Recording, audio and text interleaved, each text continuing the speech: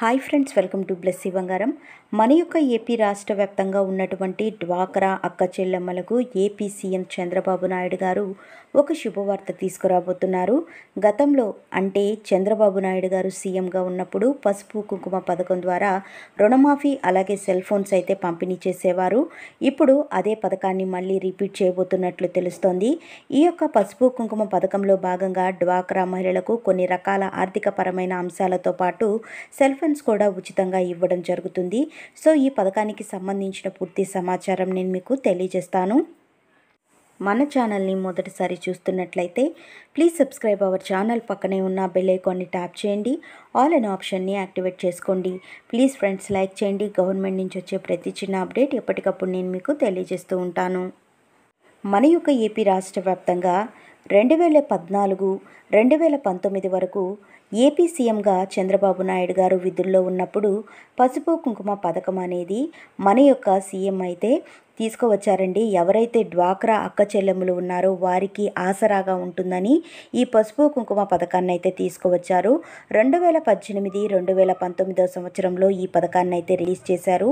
అసలు ఈ పథకానికి సంబంధించిన పూర్తి వివరాలు, ఈ పథకం అంటే ఏంటి పూర్తిగా మనం చూసుకున్నట్లయితే, ఎవరైతే డ్వాక్రా మహిళలు ఉంటారో వాళ్లకు ఆర్థిక సాయంగా సంవత్సరానికి 10,000 రూపాయల చొప్పున 2 సంవత్సరాలలో 20,000 రూపాయలు అక్క చెల్లెమ్మలకు పసుపు కుంకుమల కింద ఏపీ సీఎం చంద్రబాబు నాయుడు గారు అందించేవారు. ఈ యొక్క పసుపు కుంకుమల కింద ఇచ్చే 20,000లో 10,000 రూపాయలలో మొదటి విడతగా 2,500 రూపాయలు, రెండవ విడతగా 3,500 రూపాయలు, మూడో విడతగా 4,000 రూపాయలు చెక్కుల రూపంలో డ్వాక్రా మహిళల ఖాతాల్లో అయితే జమ చేసేవాళ్ళు.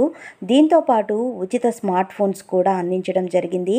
అప్పుడు ప్రస్తుతం ఏపీ సీఎంగా చంద్రబాబు నాయుడు గారు వచ్చారు కనుక అప్పుడు ఇచ్చినట్లుగానే ఇప్పుడు కూడా పసుపు కుంకుమ పథకాన్ని కింద మళ్ళీ మొదలు పెట్టే అవకాశం అయితే ఈ పథకాన్ని ఉంది. సో మనకు ఈ పథకానికి సంబంధించిన విధి విధానాలు తొందరలోనే మనకు ఖరారవుతాయండి. ఈ పథకానికి పసుపు కుంకుమ పథకం కింద డ్వాక్రా మహిళలకు ఏ సహాయం చేయాలనుకుంటున్నారో ఆయన అయితే చేసే అవకాశం కనబడుతుంది.